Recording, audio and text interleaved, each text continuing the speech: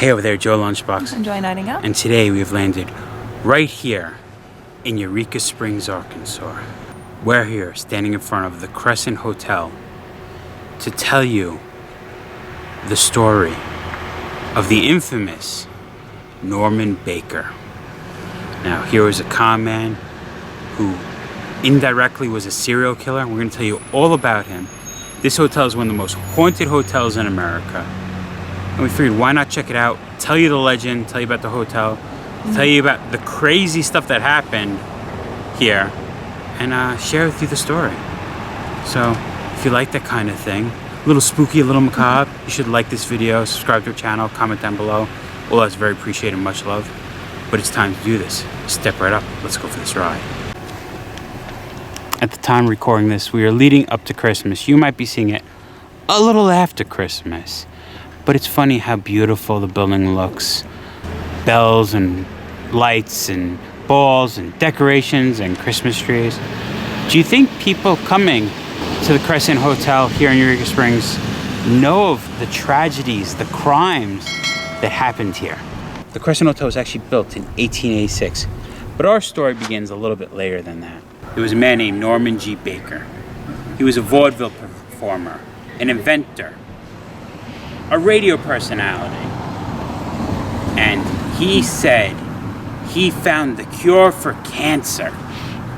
Now, with his cure for cancer isn't what you might be thinking. You know what he said? He said, what those medical doctors said, they're all wrong. Don't believe anyone that says they have to cut you. Don't believe in radiation. Don't believe in any of that stuff. Listen to me. He wanted to inject a mixture of corn silk, ground up watermelon seeds, clover, water, carbolic acid, and this, what he said, cured cancer. Obviously it didn't cure cancer. But you see, the problem he had was he was on his radio station back in Iowa saying, you should get this, listen to me. And people were listening to his radio station doing that, and he was trying to inject people with this mixture that another doctor originally invented, but he was like, oh yeah, I'm gonna bring it forth. So in 1931, he was charged and he was run out of Iowa because of that. And he was trying to figure out, what do I do? And in 1937, he figured out. Baker came and he bought this hotel, Crescent Hotel, and he turned it into his hospital. He's just gonna start doing these injections. The first year he actually cleared $500,000. And he was sending letters in the mail saying, come get cured for his injections. Come get cured his injections. In 1940, a court found that his cure was a hoax. But that's not what he got charged for. What's funny is, the federal charges that he finally got charged for, brought up for, was mail fraud. Because the cure was a hoax and he was mailing out letters to people that had cancer, they got him on mail fraud. Not the fact that he knew what he was doing wasn't curing people's cancer. People were coming here giving his life savings. They could prove, because of that, 44 people died, but they believe it could be in the hundreds. Right in this building. He had a morgue in the basement, did these injections on people, his cancer treatments. That's why people think this is the most haunted hotel. And that's also why people say he was a con artist, because he was conning people out of their money. But indirectly, these people weren't getting cures for their cancer and were dying under his watch. So I say he definitely was a serial killer as well. So we're gonna go walk around the lobby, see what there is to see about the Crescent Hotel, see if we get any spooky vibes, and just check it out and share it with you. Now I feel, just reading on him, this Norman Baker, he was a character, a vaudeville performer. He liked to wear some fancy suits. They were all colored lavender. He drove a lavender car. He even painted some of the walls inside lavender. So I made sure to wear a lavender t-shirt for today's occasion. And after Baker was arrested, the hotel did sit abandoned, empty for a while, and it has been restored to be a hotel. I was wondering if they were actually gonna hide the history, but no, it doesn't. See, in late 1880s, Eureka Springs has become a nationally recognized health mecca. Railroad tycoons like Pal Clay and Richard Caron founded the Eureka Springs Improvement Company, their goal to build a luxury hotel, joining the elite of resorts settling the west along the rail lines. They combined 15 acres atop Crescent Mountain, a design by world-renowned St. Louis Fair architect Isaac Taylor. So on May 20th, 1886, the Crescent Hotel, said to be the finest hotel west of the Mississippi, held its gala, grand opening with such notable guests as James Blaine, the 1884 Republican presidential nominee. In 1908, to help keep the hotel full during September through May, the owners opened the Crescent College and Conservatory for young women. The hotel and college both closed in 1934 due to the Depression. A charlatan, Norman Baker, bought the hotel in 1937 and used it as his cancer-curing hospital until he was convicted, then jailed for mail fraud in 1939. Beginning in 1946, the hotel saw numerous changes in ownership. It was not until 1997 when Marty and Elise Roenick purchased the hotel did the Crescent see the drawing of its second golden age. Acclaimed as the symbol of Arkansas hospitality, the 1886 Crescent Hotel and Spa is a proud member of Historic Hotels of America. So they mentioned him, said he was arrested for mail fraud, not that he killed people. But I mean, Well, remember, he was. that's not what he got convicted on. Yeah. Cool little gift shop.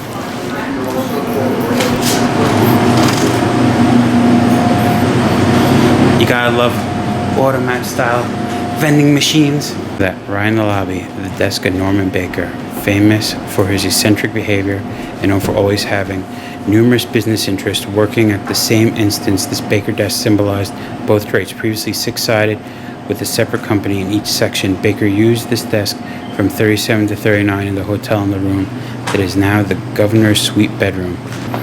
Imagine his desk is still sitting in here. Beautiful fireplace in the lobby. We found one of the hotel's permanent residents, not a ghost, a cute little cat.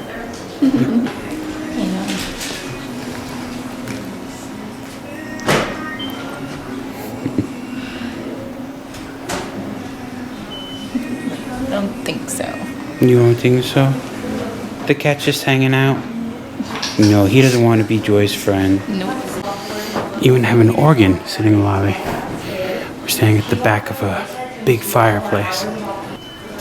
The glass panel above this door is showing remnants before it was Norman Baker's cancer cure hospital. We actually have the Crescent College for Women Conservatory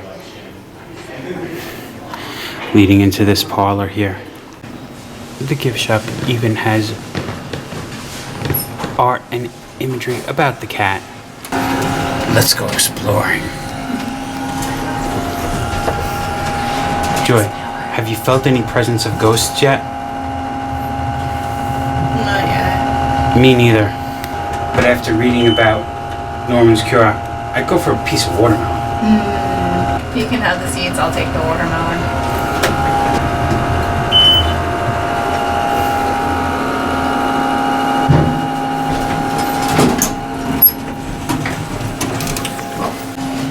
Coming upstairs, showcases old souvenirs from the hotel. All the art. They even have a skybar of gourmet pizza.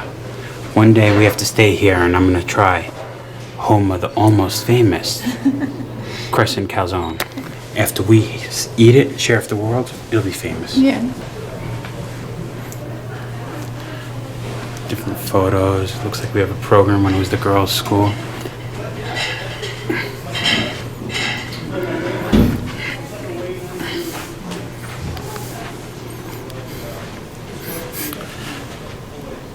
Crescent Bowling Club, all the women dressed up, all of their bowling balls, looking like they're weighing them down. We actually got a photo of Norman Baker in his snazzy shoots. Cancer tumor curable without knife, radium, x-ray, or serum. Where sick folks get well. No one got well. 44 reported, that could be in the hundreds. And I bet you that's the pamphlet he mailed that ended up getting him for mailer fraud. You can see people seeing the presentation, some of the beds there. We have his mugshot and his certificate of conditional release. And yes, they do their own ghost tours here. Being an old building, you do hear some creaks and cracks. Floors are uneven.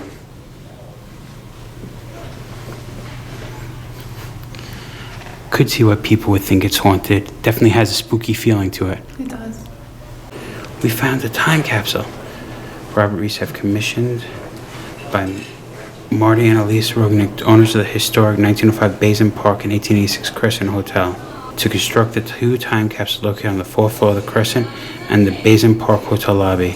Tyson Food provided the massive stainless steel inner core, which are designed by the artist to last well beyond the required 100 years. Time capsule send-off and Millennium Celebration was held in the ballroom of each of the hotels December 31st, 1999 to January 1st, 2000. So, turn of the Millennium Celebration, they sealed these time capsules. We have your prescriptions here. Check in, get your battery of tests to see exactly what your hunger needs. Try the sample platter, portobello fries, pork egg rolls. You see what this is? This isn't real cures.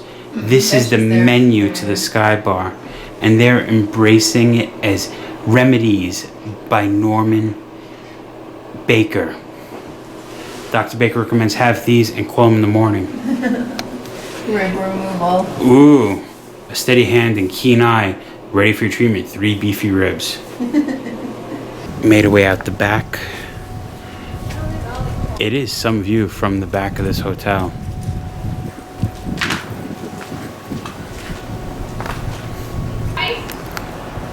Joy, want to play some checkers?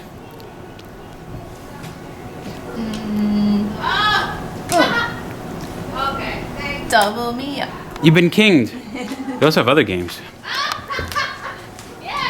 You could actually sign up to play croquet. Quick funny story about Joe.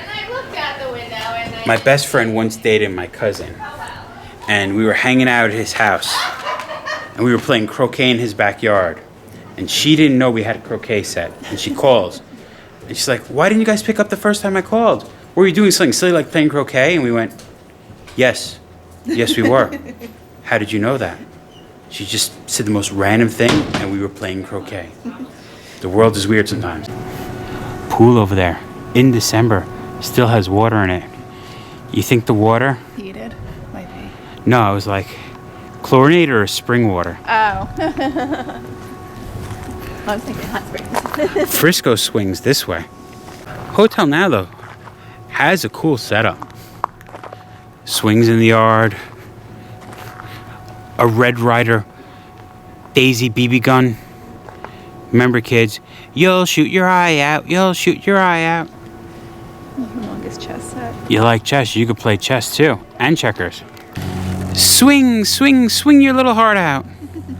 And then let me inject you with watermelon seeds. Holy. There's like a big bird that just landed right in that tree behind. Oh.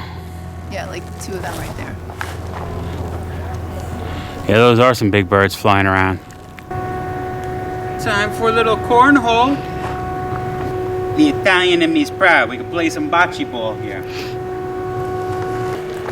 And isn't it fitting by the axe throwing Frisco Sports Club?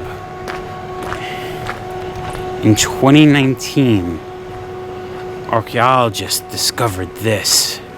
I told you how Baker was mixing that stuff. We actually have Baker's bottle grave site. The year was 1937. The once elegant Crescent Hotel sat down and empty in a city once recognized as a healthcare charlatan named Norman Baker, who had concocted a cure for cancer, nothing more than corn silk, watermelon seeds, clover, water, carbolic acid. Bought the hotel and trammed it into a cancer-curing hospital. His well-diagnosed brochures and his charm as a vaudevillain lured hundreds of sick people desperate for a cure to his Ozark mountaintop sanitarium. No patient was cured. Many died. Baker, knowing the effectiveness of props in luring the distressed, bottled several of his concoctions as well as human tissue removed from patients post-mortem, displaying all of them in his morgue. Eyewitnesses say these bottles stayed displayed until the 60s. At that time, the hotel owners decided to bury Baker's macabre story by burying his bottled homicide evidence. Accidentally uncovered in the winter of 2019, this site quickly became an official archaeologist dig that uncovered more than 500 of Baker's gruesome bottles. And there we have, he purchased a hotel in 1937, operated cancer curable Baker's Hospital 37 to 39, convicted and mailed for in 1940, served in Leavenworth Prison 41 to 43, and died September 8th, 1958 in Miami, Florida, of cancer. And we could look in and actually see some of the bottles. Remember, they said some of these had tissue samples. Others actually had bottles of what he said was the cure. This hotel owners in 1960 didn't want anything to do about it. So we actually have the archaeological site here, still at the Crescent Hotel.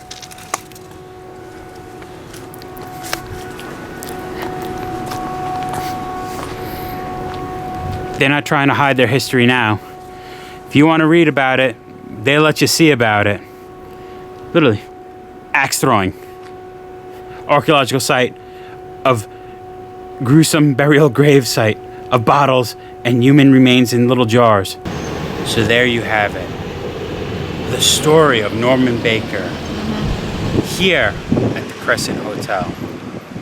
It is crazy that something like that happened. Yeah. It's very sad. We feel bad for the families of all those people that lost their lives. But we just want to report the story because it is weird. It is at least bittersweet that the thing he was conning people out of money with, curing them for cancer, is what ended up taking his own life. But I think we could call it joy. I think so. The story of Norman Baker here at the Crescent Hotel. Been there, done that. Remember, folks, safe travels. Good eats. And live life. Right in front. Marty and Elise Ronick, thank you. From Carroll County's Cancer Survivors, 2005. People getting real treatments now.